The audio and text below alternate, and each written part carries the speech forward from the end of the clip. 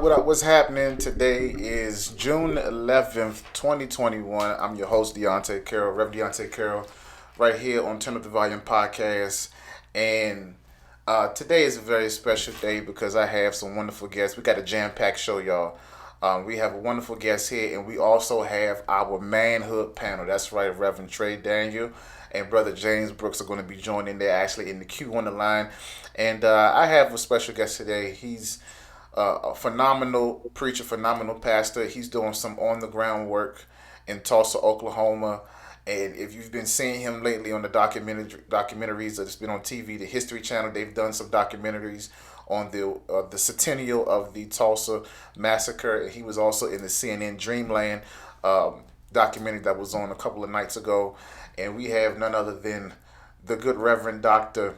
Robert Turner. How you doing, Doc? Doing very well. How about yourself?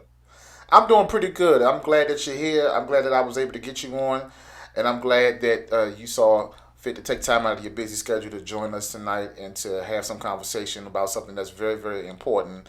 Because a part of your ministry is the work that you're doing in Tulsa. Not only are you a pastor of the Vernon A.M.E. Church in Tulsa, Oklahoma, but you're actually doing some work in terms of just trying to get justice and trying to do some on the ground work in terms of what happened 100 years ago. And it's very interesting because I actually saw you in several documentaries over the past couple of weeks, and you kind of stuck out to me because they were actually showing not just you in the pulpit, but they showed you on the streets, going downtown, holding up signs, and really trying to bring attention. And I'm pretty sure that it's great, it's wonderful that everybody, majority of people that have been seeing the documentaries have been seeing, or have had some kind of exposure to in terms of what's happened 100 years ago in Tulsa, Oklahoma. But having the documentaries is one thing, but actually getting the change, actually getting the reparations, and actually getting legislation changed is a whole nother conversation, and I feel like that's very important. So first of all, welcome, and kind of walk us through the last 100 years, because you pastor Vernon A.M.E. Church, which was actually around 100 years ago when things happened in Tulsa.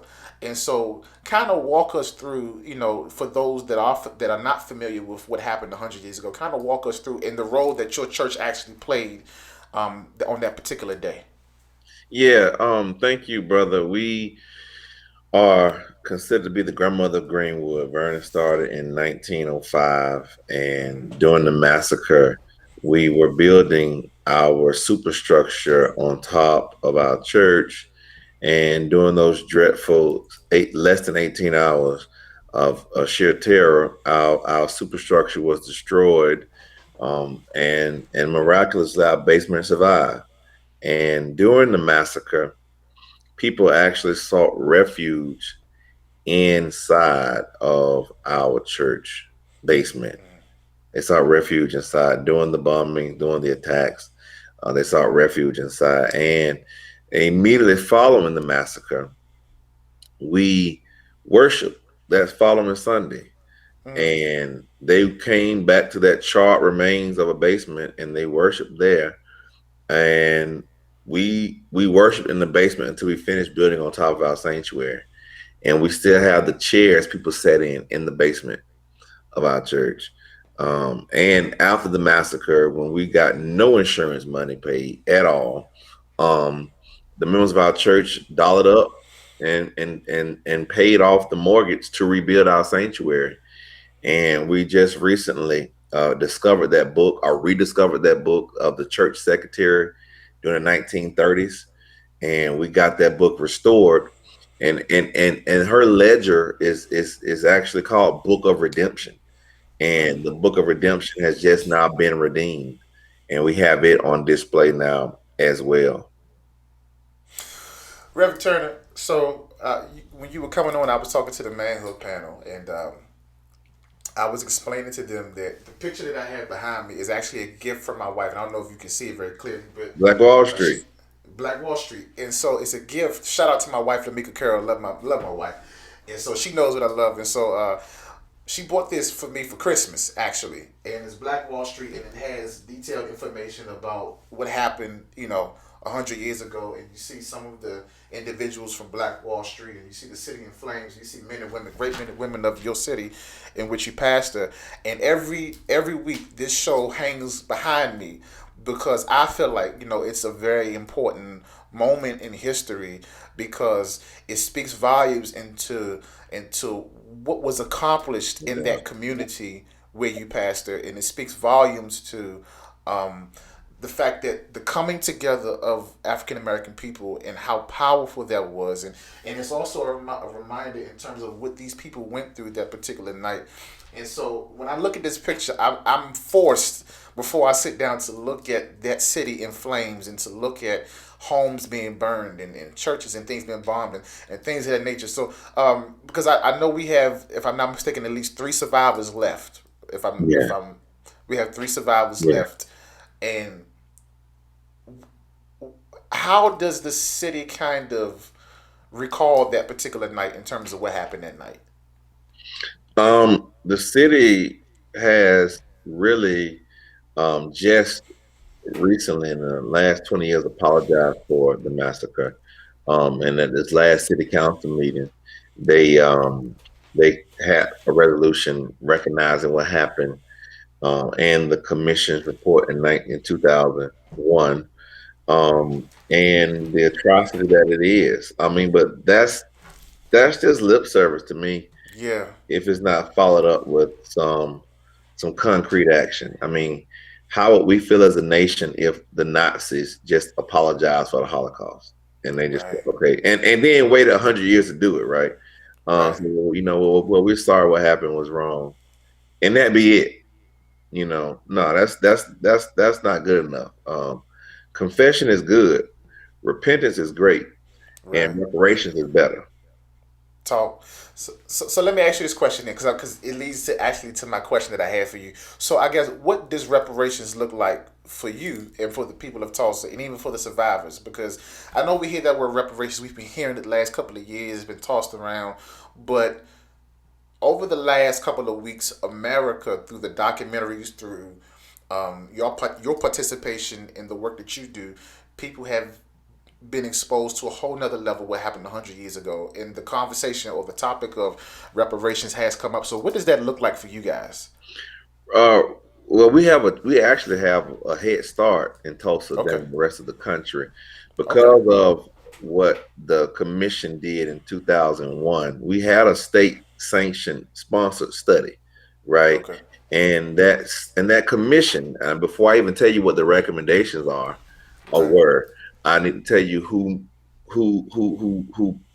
the people on the commission were. So the governor of Oklahoma made 6 appointments on that commission. Six. The governor of Oklahoma was a Republican, still is a Republican Okay. to this day, but back then it was another Republican. And then the mayor of Tulsa made 3 appointments. So you had a basically 9-member commission that is not some bleeding liberal led organization. It Right. wasn't, the progressives of Oklahoma on this commission. It was people who were appointed by a Republican governor and a moderate at best Democrat, right? And even though that's the case, this commission, after they did all the research, after they heard from the experts and the survivors, Right. Right. this commission decided that reparations was due to the survivors. This bipartisan, I can't stress that enough for your audience, because somehow in the last several years, reparations has become like something that's marginalized and not seen as something that could pass, right? But Right. this bipartisan commission said the first thing we need to do is to pay these survivors, right? Second thing we need to do, this bipartisan commission said, in the absence of the survivors, we need to pay their descendants. This Right. is a bipartisan commission, by the way. The third thing that they said we should do is to give free education, free scholarships to the descendants of the survivors, Right. children. The fourth thing they said we should do is to have economic incubators to help businesses historical to Greenwood go back and reopen their business. And the last thing they said we should do is to have a memorial for the bodies dumped in mass graves to be interned in. Dear brother, not one of those recommendations have been honored. The governor immediately supports the commission's decision. Then he got backlash from the media and his base. They said we're not doing any of this. And we've been doing piecemeal projects ever since, but nothing that has risen to the level of the recommendations and definitely not reparations. So okay, so you explain to us what reparations did What on Tulsa that looks like. with Tulsa for And now Tulsa. for the nation, and it's sad, it follows the same journey, right? Right. I know you know about after the Civil War, General William Tecumseh Sherman, who Right. burned through Atlanta, and I'm happy because the Union beat the South, the Union beat the Confederates. I'm from Alabama, Yes. and I laugh when I hear white people. They told me last Wednesday while I was outside protesting, this white lady yells out of her car for me to get over it. Right? These are the same white people You know, that still have Confederate flag they flying haven't for gotten war. over that. Well, they got their behinds beat, bro. I mean, it wasn't even close. It's one thing to lose. It wasn't even close. It's another thing to get to quit. Robert E. Lee quit. He Yes. waved the white flag. And the Right. Yes, he white did. conservative rednecks, Confederates, apologists, they hate when you bring that up. But Robert, they didn't just lose, bro. They quit. Yeah. Their leader quit on them. And so anyway, and they still hadn't gotten over that. But they want us to get over the folks they were fighting to keep in bondage. No, I ain't built like that. And so after the Civil War, General Sherman burns through Atlanta, destroys the Confederates. I mean, they just beat them like they stole the Lord's Supper. They beat the socks off the ground. And I love talking about it because they we fail to remember the fact that the South got their behinds kicked, man. Yeah. And, They don't like so to talk about that. it was the most bloodiest war in American history, you know. And so anyway, after the South got their behinds beat, the general for the Union Army meets with leaders from the black community in Savannah, Georgia, particularly, and specifically preachers from Savannah. And he asked them what could they do, right, to help them as they are now freed slaves. And the black preachers was like, look, we don't want you to give us anything. You provide a space for us to live and work, and we'll make our own. And that's what they did. So General Sherman said, we just confiscated some land off the coast of the Carolinas, places where people vacation now today, the Myrtle beaches and stuff of the world. They said we got enough land to give every black freedman 40 acres. Yeah. And when they get there, we'll give them, if we have enough for them, we'll give them a mule. They had enough. We had 4 million recently freed slaves, bro. They had enough to give all of our families 40 acres. 40,000 made it to the coast. Abraham Lincoln gets shot. Andrew Johnson comes into office and apologizes for the South. He says, we're not giving y'all any of that. They take all the land back from the black folks who had already moved there, from the 40,000 black folks who had moved there, and gave them back to the Confederates who just committed treason. And black folk have not been close to reparations since. Same thing happened here in Oklahoma. They agreed to the recommendation. The governor originally agreed to the recommendations. Got pressure. Got that fire put up underneath. That's right. They took it back. And black folk as a collective have not been close to reparations since. And we have elected politicians that get us on symptoms of this original sin, but never seek to treat the cause. Right. They get you on funding for schools or more jobs or paving your streets. And if we just stuck behind 1 point reparations, you can have your own business to create your own jobs. You can build your own schools and pave your own streets if you got reparations. And so now we have this HR 40 bill in the House, Right. that's passed, that's about to go to the full floor, and need to go to the Senate. And it's a study remedy bill, a remedy study bill, to study the effects, because even though we're pontificating, we're talking and all this stuff right now, Yeah. we still don't know the true horror of slavery, of black, well, but back up, we don't know the true horror of the Middle Passage, the largest Right. mass transportation of any group of people in the history of the world. We don't Right. know the mass terror of slavery, chattel slavery, and black codes, Jim Crow, redlining, mass incarceration. We don't know the whole crack cocaine epidemic, how drugs just all of a sudden ended up in the hood, how Yeah. guns all of a sudden end up in the hood. We still don't know the massive ramifications of all of that. We have experts who've done studies piecemeal, but there's been no congressional study. There's been no Truth and Reconciliation Council. We have had none of that. We had the 9/11 Commission to study what happened in 9/11. We've had none of that. So everything we're talking about for the last 400 years of history that we talk about, there's been no congressional study into this.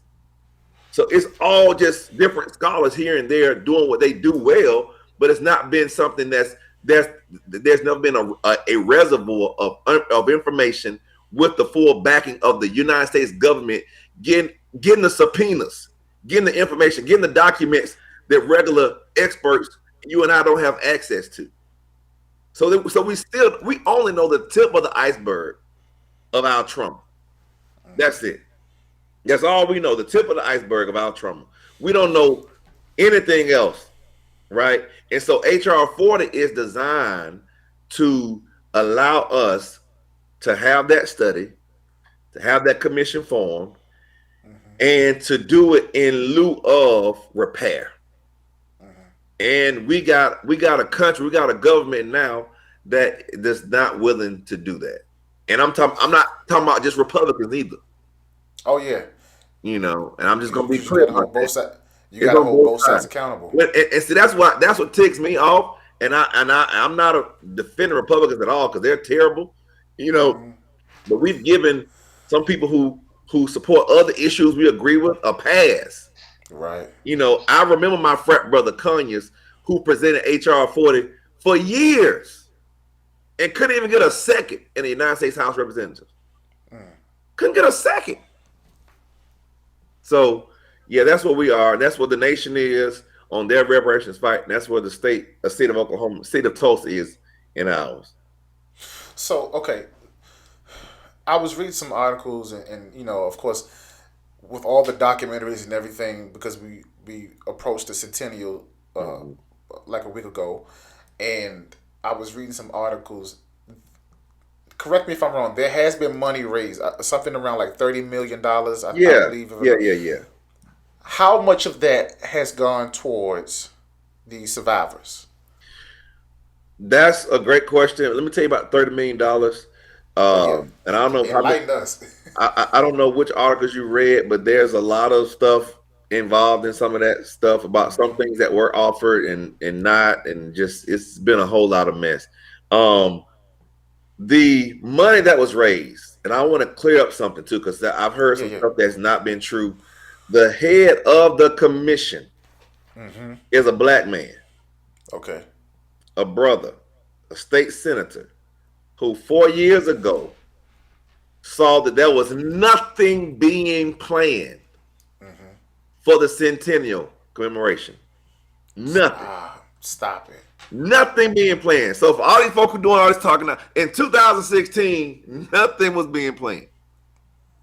Right? So this brother says, you know what? We had this facility that had some pictures and stuff about the massacre and all that, the survivors, and that facility needed to be repaired. He said, okay, we're going to raise some money to repair this facility. And in Oklahoma, if you're trying to raise some money, you got to have some black and white folks on your team to raise some money. Right. So he put some white folks on the commission, right, to help raise money. It blew up. Start raising money. Then the place he was trying to put the facility, they had some issues. So he said, I'm gonna go do a standalone building They did the standalone building. A black man in 2020 raised $30 million. That's unheard of to me, right? And so now, as after he's raised his money to tell the history, right? Because if you study oppressed communities, one of the first things they do after they have been oppressed and they get free, they create a museum to tell their story. Yes. That's what my Jewish brothers did with the Holocaust. Yes. They created a museum. Absolutely. You know, but we have people in here, and I'm full disclosure. I wasn't the original, but I was added to the commission, which sunsets in a little while. This brother says, "All right, we're gonna help organizations in the Tulsa community put on Centennial commemoration events." So they gave out grants of $10,000 a piece to several organizations in this community to put on Centennial events. Several organizations, and they were talking about some other things. And if you read the articles, you probably read some of the things that were leaked that they were willing to do for the actual survivors, right? Right. But to me, that is not reparations. So for everybody's trying to go after this $30 million from a brother's organization that he started to better tell our story, that's the wrong fight. Reparations is not from nonprofits. Reparations is from the government that oversaw and killed black people. You know, so it's like, why are you going after this brother's organization that's trying to better tell the history? And you got the city, you got the county commission, you got the sheriff's office, you even have the corporations whose airplanes were used to drop bombs on Greenwood. But you want to focus all your attention on this brother's commission, and yeah, he has some white folk on it. If you're trying to raise some money, you got to have some white folk involved. But he was the head of it, right? And so it's like, to me, one of those crabs in the barrels situations where you got instead of celebrating a brother for raising $30 million to tell our history, right? We want that as reparations, and that ain't reparations. That is what some people call community repair.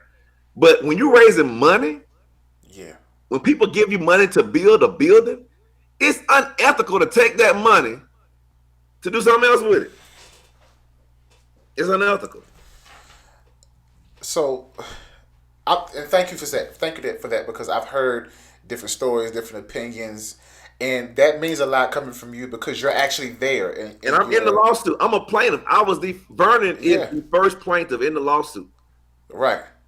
So you're in the mix. You're in the trenches, and you can shed light and bring truth and to break down these myths. And that goes a long way, especially for us because I've never stepped foot in Tulsa a day in my life. However, you know, whatever affects my brothers and sisters in Tulsa affects me as well, because what happened there can also happen here in some way, shape, or form, you know, and so we're all brothers and sisters, and we're all fighting for this thing, and we're trying to get the reparations and get the change. And let me ask you this, because how long was Greenwood? Because I know it was what, 36 to 40 square blocks, absolutely. It has been reduced to what now? Man, it's and I'm asking this for a reason. It's been reduced to basically a block and a half, or really just one block, to be honest. So it goes from 36 to 40 some blocks, and it's been reduced from 600 black-owned businesses to now 28. And you see why it's important for why the fight is actually that important. That's right. Because it goes. So not only did they take everything within a matter of, because how long did it happen? Between 16 to 18 hours when the massacre took 16 to 18 hours to wipe all of that out. And to now go from 600 businesses, 100 years later, you said about 20, right? 28 businesses, to be exact, right? Not only did they do that, but one thing that I kept hearing that it didn't really dawn on me until I really looked at it deeper, they put a highway. Yeah, man. Yeah. Explain to me now. Explain to me about that because if I'm not mistaken, where they put the highway was that not where the Dreamland, I believe, theater was? Yeah, it was. It Okay. was absolutely. Okay. Absolutely. They put a highway right there in the right around 1967. They put a highway right through the heart of Greenwood community. And they coupled that federal government action with urban, they call renewal, we call removal. So let me give you some context. Yeah. Yeah. After the massacre, Vernon rebuilt. After the Okay. massacre, several businesses rebuilt. And in fact, we were even bigger after the massacre than before the massacre. Mm-hmm. What killed Greenwood, what killed it the first time was local city and local county sheriff Right. and businesses. What killed it the last time was the federal government putting the interstate highway through the heart of our community. That's a federal highway you're talking about. And urban renewal is a federal housing program. Mm-hmm.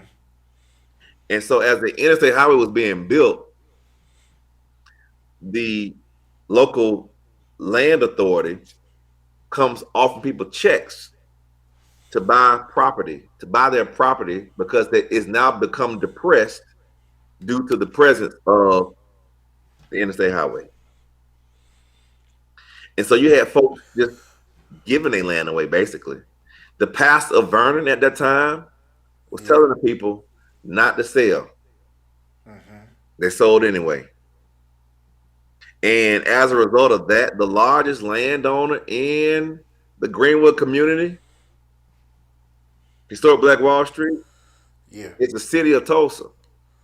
Right. The same city that was complicit at best, a co-conspirator in murder at worst, to Mm-hmm. the worst and largest race massacre in American history. And the oldest continuous landowner in the whole Greenwood district is historic Vernon A.M.E. Church. Mm. The church in which you pastor. Yes, the church in which I pastor. Now, before I go to my panel, because Doc, my panel they itching to get at you and ask questions because they highly respect you, and they respect the work that you're doing. So I just want to ask one question before we go to my panel. So you said you came from Alabama. Born and raised, What was Roll Tide. Roll Tide?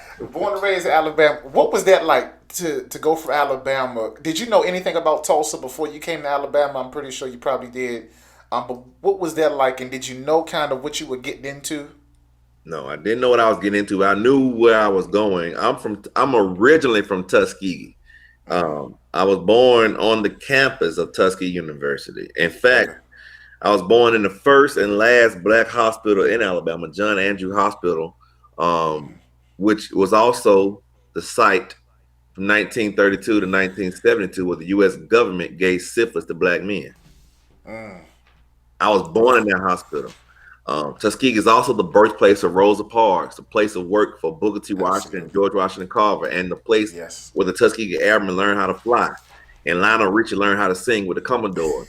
Very historical place, very small town, but a very historical place. So, I mean, it's impossible to grow up in Tuskegee without loving black people and black history. It's like a town of Absolutely. 95% black folks, you know, Absolutely. and black excellence at that. And we're hour and a half up the street from Atlanta. And so, and 45 minutes from Montgomery, hour or two from Birmingham. So we're close to a lot of other historical black towns and black cities. Mm-hmm. Um, so you just growing up in that environment. I found out about the Tulsa Race Massacre when I was a student at the University of Alabama. In fact, one of the law professors was also a lawyer for the original reparations lawsuit back when Johnny Cochran and Charles Ogletree were involved in it. And Mm-hmm. so that's he told me about the lawsuit he was working on, and that was my first introduction to it. When I came to Tulsa, I was pastoring in Birmingham and Okay. managing a $3 million grant in Selma, Alabama, to fight racism. And the bishop, I don't know if you know much about the A.M.E. Church, but we are a bishop-led church, and the bishop over this area, I didn't have to apply for Vernon. The bishop over this area contacted me about coming. And it was it was spiritually moving time in my life. I knew God was wanting me to do something, and I didn't know what. And so one night I just prayed to God. I said, Lord, I don't know what you want me to do or where you want me to go, but I feel like it's something. And I just want you to know right now, I say yes to your will. And 2 seconds later, I end my prayer in Jesus' name. I pray. I end my prayer, get off my knees, get my cell phone, and put it on the charger. Not to even look at it, but as I'm putting my cell phone on the charger, I noticed I had a text message. I open up my text message and see it's from the bishop over this area asking me to come to his district. 2 seconds earlier, I had just told God yes to go wherever you want me to go, do whatever you want me to do. And now I get the question 2 seconds later that I had just previously given the answer to. So I committed sight unseen, didn't know where I was going because my Bishop Mitchell, his district holds 2 states, Arkansas and Oklahoma. Personally, I was hoping I was going to Arkansas because it's closer to Alabama. I didn't find out where I was going until I got my appointment on August the 26th. After I had already told my job I was leaving and told my bishop over Alabama I was going. I committed, didn't knowing where I was going, know how much I was going to get paid, know where I was going to live. But I knew I had just told God yes, and I knew God was in it. And so when I came to Vernon, we were historic Vernon. We didn't have that name until after I got there in 2019. The members of the church knew about the history, but the community didn't know at all. And so we were just like some overlooked, beautiful church that's always been there, but nobody really knew our story until I started sharing it and still share it to this day. Well, first of all, let me commend you for that. Literally, you went and you hit the ground running. And I'm very familiar with the A.M.E. Church. In fact, I gave my life to Christ in the A.M.E. Zion Church, so Okay. I do know.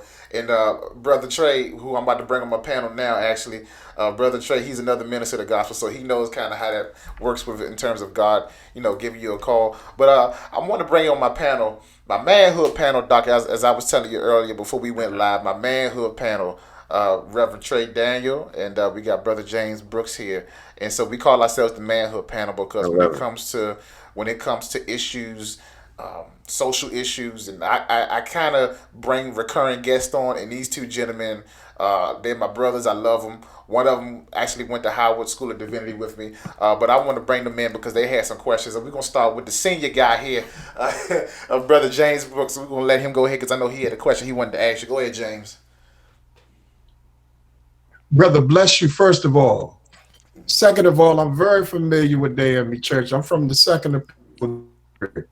Oh, great. I believe the conviction is right to happen on in the also, brother, if it may please you to know that one of my great mentors, I call him my big brother. I'm his little brother. Bishop Harry Seawright is a very good friend of mine. Yeah. From me, man, long time ago. Wow. He was my bishop in Alabama. Very familiar with that. That good brother, man. Really good brother. But tell you something else too. Alabama, my roots are from Gulfport, Mississippi, up in that Natchez area also. So I'm very y'all good folk over there. Good food. Yes, sir. But, we tend to like our cat. That's it. Anyway, hats off to you, man. Hats off to you. Thank you, man. I love the work that you're doing. I saw the special. I was in that LeBron James, from what I understand, had some assistance in there with you guys on the CNN special, if I'm correct in that. Yes. LeBron. Great. And let me ask you, there was $30 million, man. 30 million. He raised $30 million. Yeah. His team. And no one. I can't hear you. You were breaking up, James. I couldn't hear your audio. I'm saying no. Go ahead. $30 million. I'm just curious about things in the Black community that we're very. Your audio is chopping up, Jane. I don't know what happened, but your audio is chopping up. Can you hear me? Can you hear me Yeah. now? Okay, hear you now. How about now? We can hear you Yeah. now. I was just saying, I'm just shocked that there was no shepherds over the $30 million, man. Ah, Uh, that's a lot of money. Mm-hmm. And what, if you don't mind asking, who is the senator that is over that 30? That was over the $30 million, Reverend? Kevin Matthews, State Senator Kevin I Matthews. got you. And And go ahead. there has been no movement whatsoever with, because see, you know, I'm from that area in the DMV where I hope that a lot of African Americans and some of those people that mean well can hear this, because that means one of the things that I saw that you guys did in Tulsa was that you guys had a migration. And Mm-hmm. I think it may be a good idea for Black professionals to migrate and get something in Tulsa. Yeah, Because if you guys showed how it could be done, then more Black folk need to migrate there and possibly look at some financial opportunities to move absolutely. that issue for Black business ownership there. Y'all started it for us, if you believe it or not. Absolutely. mm-hmm. Absolutely. And I'll tell you something else, man. The area is right with people wanting to support Black folks. I have never lived in a place where a Black man can lead a campaign and raise $30 million ever. So just that fact alone, the white folk willing to invest in something to tell our history, right? At the rate of $30 million, that says a lot about the appetite, right? And that's why I tell people when I'm fighting for reparations, it's unpopular because people are like, you doing that in Oklahoma? Like, there ain't a lot of Black folks in Oklahoma. It's not all Black. I wish you could see my protest. Mm-hmm. I have just as many white folks saying reparations now Yeah, for Black people yeah, as I do Black folks. And so it's just a move of God, man, and just touching hearts. Like when the Israelites were leaving Egypt, God touched the hearts of the Egyptians to give them silver and gold. You know, that's how unfortunately, they used it to make an idol in the wilderness, but they were given reparations and God touched their heart. The people in this city are ready. It's the leadership that has not been willing to do right. Well, I'll say this one thing, and I'm gonna give it right back to you, D. got you. One of the things that I'm familiar with about the clear community, the white folk, what happens is that when they're in that lynch mob mentality of what they did to Tulsa, no one is not guilty. That's right. But it's good.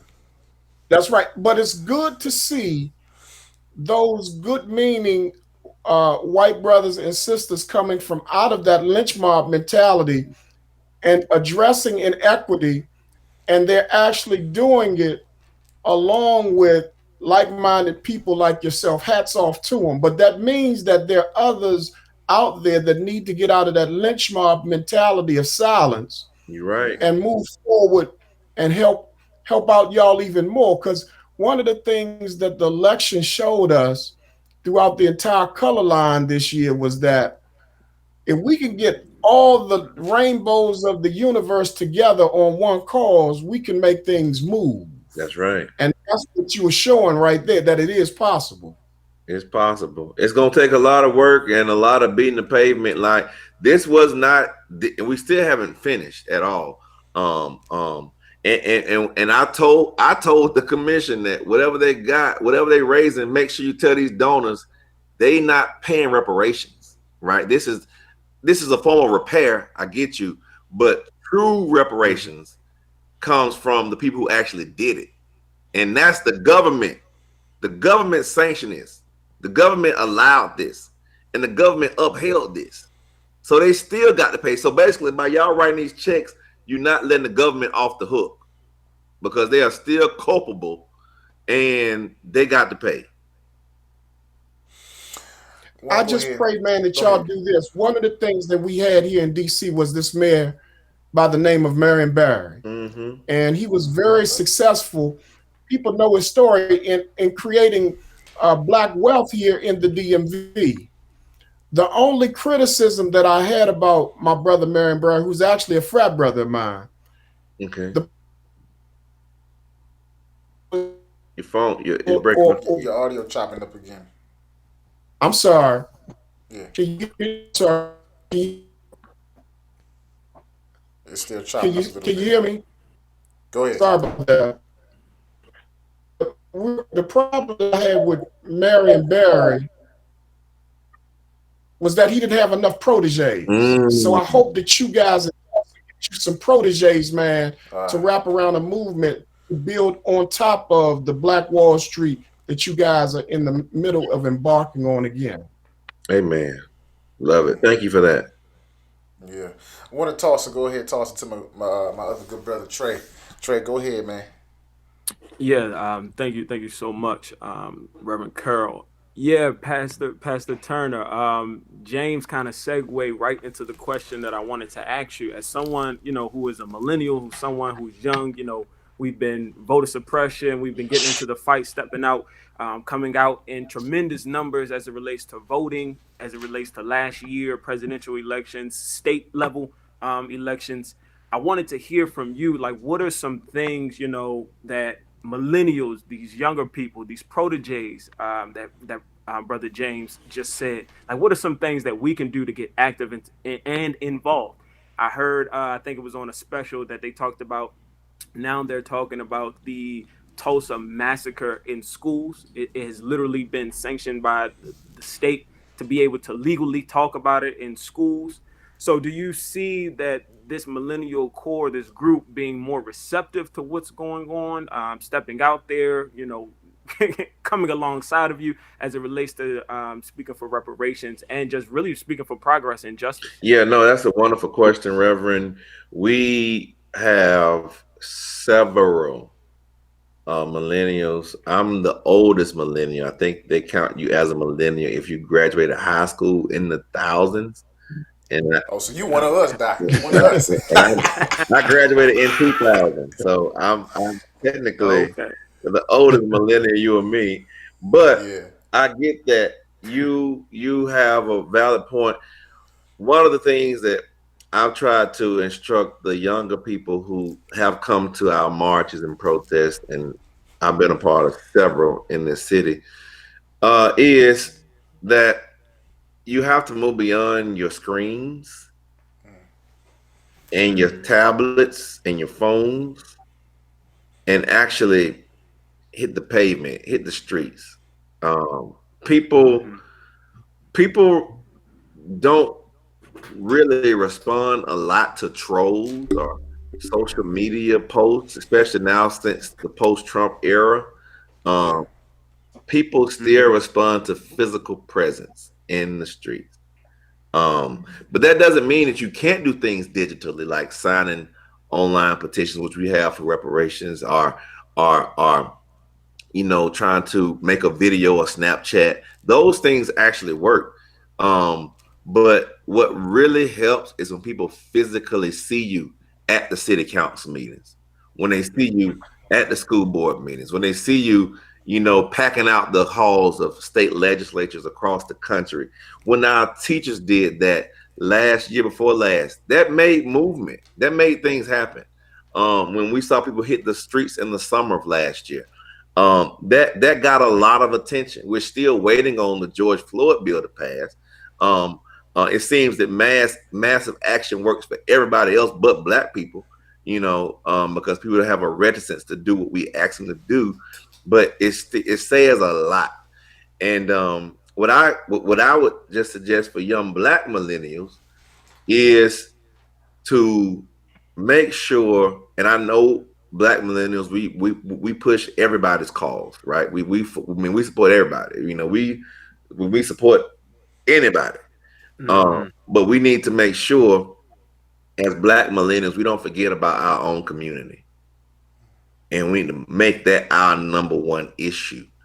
That's one of the suggestions, if you will, I would like to give. Being physically present and not discounting what you do, because that still works, but being physically present and making sure that as you advocate for everything, you don't forget the one thing, which is issues that are relevant to Black people. Absolutely. Doc, I got one question for you that kind of stuck out to me. So the excavations that have taken place in Tulsa, is that still happening, or is that something that took place last year? No, it's still happening, and I try to go out every day because it is so important. And the first body that was taken out, I was able to escort. Oh my! And put. I mean, that was a powerful. Yeah, I was going to ask you, what was that like? That was a moving experience to see the bones, the skull, brother. To see it, I hadn't seen a skull except for science class in person in my life. Right? Can you imagine seeing a skull of a person over 100 years old? The femur bones. I mean, actual remains. The earrings that they had on, the teeth that they were wearing, the teeth that they had in their mouth. That was moving to me. And it was a powerful moment. I'm going out there today. I try to go out there every day and just pray over the process. And I don't, go out there for the cameras and stuff. I go out there sometime when the camera, like when I've been out there the last few weeks, no cameras have been out there, because to me, it's a spiritual exercise. Yeah. And it's divine work. I can't even imagine. So how many bodies have they found? Because I know that's a whole process. Like how many 27 now. 24, 47? 27 bodies. 24, 27 bodies. 24, At first, they thought it was bodies. 18. And now, once they dug and saw, we got babies out there. We got coffins, caskets the size of babies out there, man. This stuff is sad. I can't even imagine because it's so interesting, Doc. Because I can't even imagine that because we were watching. My wife and I were watching a documentary, and we just had a baby. We have she'll be 5 months on the 26th, and I was literally rocking my daughter while I was watching the CNN Dreamland, and we were seeing the pictures and the video that they were put in the documentary that you were a part of. And my wife looked over at me. She said, imagine somebody coming in here trying to take your daughter or running out of the house with her in your hands. And so you saying that it kind of hits differently a little bit. It kind of hits different when you put it into perspective and you imagine yourself in their shoes 100 years ago. Exactly. And it's mass graves and the excavations 100 years later. Because at one point in time, if I'm not mistaken, they tried to excavate the graves before, right? Yep. But what happened with that? Like, why? I was trying to understand that. I couldn't. They basically got the people at the time by saying, well, hey, what if we don't find anything that will hurt your reputation? And they said, all right, I'm going to do it. That's the cliff notes of what happened. They weren't so sure because you had people back then that were still doubting whether or not it was a massacre. In fact, they started after I came to Tulsa and protesting and stuff. They used to call it a riot. Yeah. And you have this. You had that fear of, well, maybe it's not that many people, and how would that impact my? And I was like, my character be damned. Let's go out here and try to find these bodies. I don't care about reputation. I care about these folks whose bodies have been lying out here, exposed for nearly 100 years. Now, to what you just said, they used to call it Tulsa race riot, right? Was that the reason as to why a lot of businesses, majority of the businesses, could not get some type of compensation from the insurance companies on their businesses because it was called a riot? That's the lie the insurance companies told. that they Right. didn't Okay. pay it because they called it a riot. But they did pay a white claim under the same term, riot, a pawn shop owner who claimed he lost $5,000 worth in guns and ammunition. They paid his claim. But they took those same ammunition to tear apart. Exactly. Exactly. If that ain't the epitome of white privilege, I don't understand. I Exactly. don't know. Yeah, that's just the epitome of white privilege, and we kind of see that same kind of mentality and behavior today. You know, when we're talking about legislation and if the playing field is leveled for people of color and for our white counterparts, you know, and it's just ridiculous. It is. It is extremely ridiculous just sitting here listening to it, and I see why they wanted to suppress it, you know, all of these years, because if you bring it out in the open, you show the wickedness of America. And one thing I disagree with Joe Biden and you know, and because I know he came to y'all last week, He did. and you know, and Kamala Harris, and the question came up. Of course, they got to be politically correct. Is America a racist country? I say it is. It That's is. what it's been a racist country ever since the It's illegal always been inception of this nation. We've been a racist nation. That's right. Right, and so we were founded on racist principles. You know, and even the little things and the nuances about the Constitution, we weren't included. When you called George, Al Sharpton said it some years ago. I forgot whose funeral he was at. He said, "Well, you called George Washington father of a nation, but at that time we weren't even included in the nation." So I mean, if you're going to say that America is not a racist country, I beg to differ, and I don't care who don't like it. You know what I'm saying? Now But that I agree. And yeah, that's it's one thing about not giving people passes because they may be a part of a certain party that you yeah. support more often than not. Yeah, and one thing about it, you know, Doc, when they asked Madam Vice President that same question, I listen. When I was on social media, I gave her the business too. I Good. look, anybody can get it in Deontay Curl's opinion. Anybody can get it. I don't care. And Good. you know what's interesting, and I don't mind sharing this. I recently, some months ago, changed from a Democrat to independent because I'm there's some independent things on now both too. sides. There's some things on both sides that I'm like I can't really get with, you know. And so, but the thing about it is, what's important to me is the plight of my people, right? Yeah. The fight that we have to keep fighting over and over again. The George Floyd Act, you know, the bill that they're trying to get, you know, done with that, and you know, reparations for you guys in Tulsa, Oklahoma, and you know, it's still trying to bring simple things like Emmett Till, the lady that's still living in the Emmett Till case, bringing her back to, you know, bringing her in front of justice because she's still living, and she admitted that, you know, she lied about everything she said. So we have a whole plight, and this is important, you know, and so this is why I do my show. I know everybody does a podcast these days because it's COVID, you know, everybody's sitting at home with nothing to do, but my thing is this. I want to always bring something valuable to my people to where you can not only be informed, but you can actually know what's going on. Because here's the thing. Here's the deal. Had COVID, and see, COVID was a blessing and a curse, Doc. It was a curse because of everything health-wise that we had to go through and all of the changes and life changing and people dying. But it was also a blessing because we were forced to sit at home and to see everything for what it was.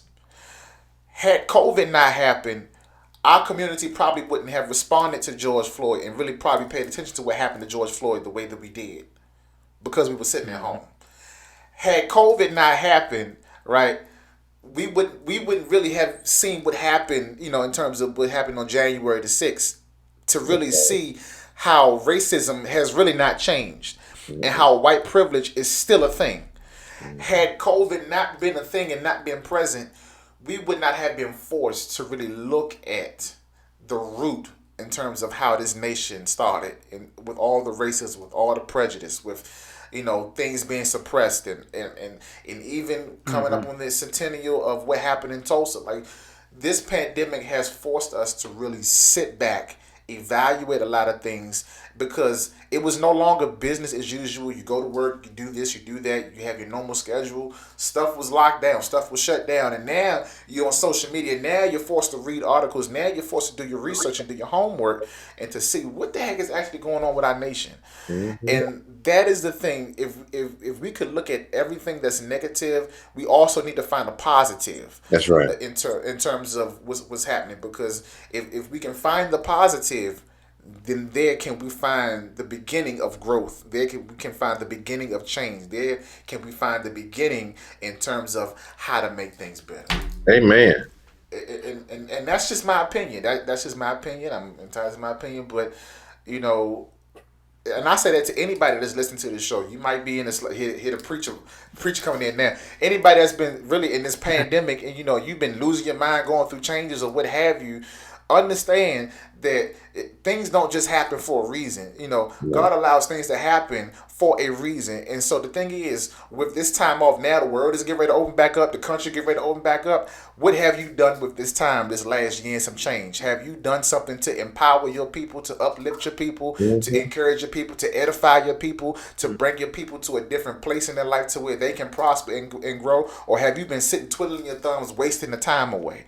You know, like I said, Doc, I tell people all the time, this podcast was birthed through the pandemic because I'm sitting at home. And now, as I'm getting ready to go back to work in the next couple of weeks, now it's no longer, I'm going back to my routine as usual. Everything will have to focus and revolve around this because this is also important because my people depend on this. Mm-hmm. You know, like what's going on with you guys in Tulsa depend on this because I don't know who's going to run across this video. I don't know who, you know, going to see this and feel inspired and get the testicular fortitude to go out there and do something positive and to really impact the people for the common good. Mm-hmm. You know, yeah. But I'm gonna get off my soapbox because I'm a whole Baptist preacher. I got about 5 exits and I ain't got off one yet. But listen. So I'm gonna pass it around before we close out. I'm gonna start with Trey. Final thoughts, Trey. Before I'm gonna go to Trey, Brother James, and then Dr. Turner with final thoughts. Yeah, we're talking about, of course, now we're at the point and at the moment we've received the national attention. We've, you know, heard the stories. We've seen, of course, the documentaries and everything moving forward. My question to you, Dr. Turner, is what's next? What's next? How do we come alongside you? How do we help you? What's the next? How can we be a part of this process? Not only just in Tulsa, but, you know, nationwide. Yeah, so we definitely need to pass HR 40, and whatever we need to do to bring attention to it. I'm really praying right now about a march on Washington to bring much needed attention to this endeavor, and if that happens, we need all hands on deck. So I will be keeping Reverend Carroll up to speed on that. And to keep pushing on a local level, right? Everybody, wherever you live, has a state senator, a U.S. senator, and a U.S. representative. Let them know that this is not just a Tulsa issue. This is an American issue. This is the original sin of this land that she has yet to atone for. And if you love America, you should want her to be her best self, and she cannot be as long as she has this stain, a blemish on her record. And so that's one of the things that I would encourage you all to do. Appreciate it. James? Absolutely. It was a pleasure to break this all down with you, Pastor.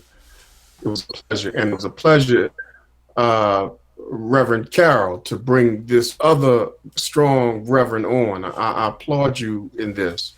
In piggybacking off what Trey was saying, what can we do? One of the things that I hope you all do down in Tulsa is this: a black gentrification back in Tulsa. Where a lot of the professional brothers that live around, even athletes that live around wherever we and get and own something in Tulsa, type of economic development or wealth gap there. We can start at Tulsa. We got big Atlanta, but Your audio we can chopping do a up. migration, in my opinion, to Tulsa to see what that looks like. Because I think we can do several things on at one time instead of just focusing on one thing. And I think that's in the past what we have failed in, where we focus on one thing. I think it should be multilateral.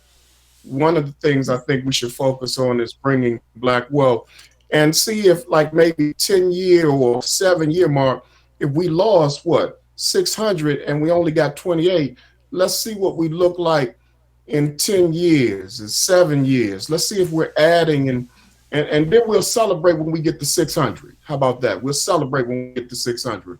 God bless your movement, brother. I'll be in contact with you offline so we can keep that movement going, man. Yeah. And it's good to know the brothers out there in Tulsa. They still holding that bloodstained banner. God bless you, brother. Yes, yes, yes. Doc, you got any last words you want to say? I'm so privileged and thankful to be invited. I gotta have that hoodie too, brother. I love that hoodie you're wearing. Oh, listen. Hey.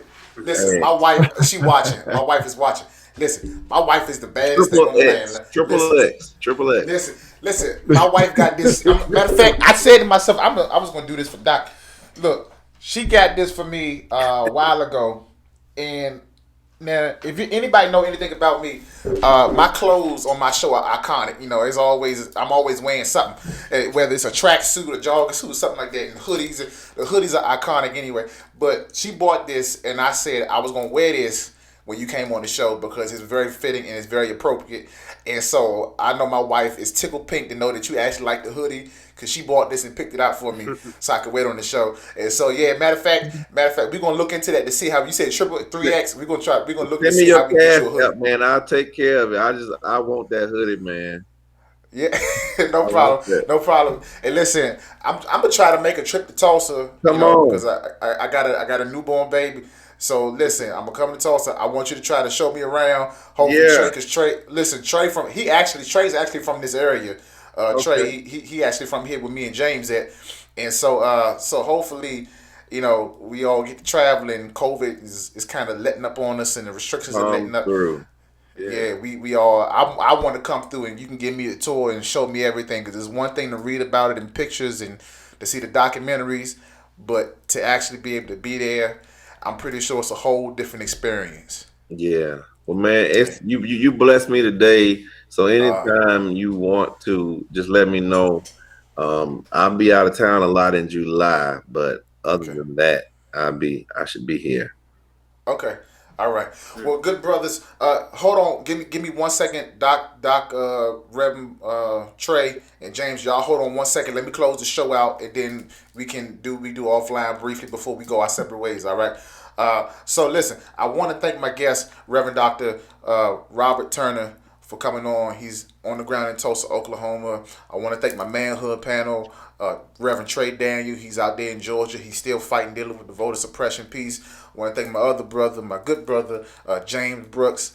And listen, I'm having the time of my life. Y'all do me a favor. Okay, y'all do me a favor and follow me. Follow me right there on Twitter at Deontay J. Carroll, no apostrophe. I'm also on Facebook. Every week I host my show on Facebook Live. So if you're not a friend of mine, if you ain't followed me, you want to follow me on Facebook Live at Deontay J. Carroll Sr. That's my Facebook. Also, follow me on Instagram. I'm everywhere, y'all, at Deontay Carroll, all one word, no apostrophe. And listen, go to YouTube right now and subscribe to the channel. Click that bell and turn on all your notifications because I post all of my episodes. I post all of my content, sermons I preach, all that kind of stuff. It goes right to my YouTube page at Deontay Carroll. Look for my logo with my wonderful, handsome face, the whole beard, the bearded preacher. Follow me, subscribe to the channel, and listen.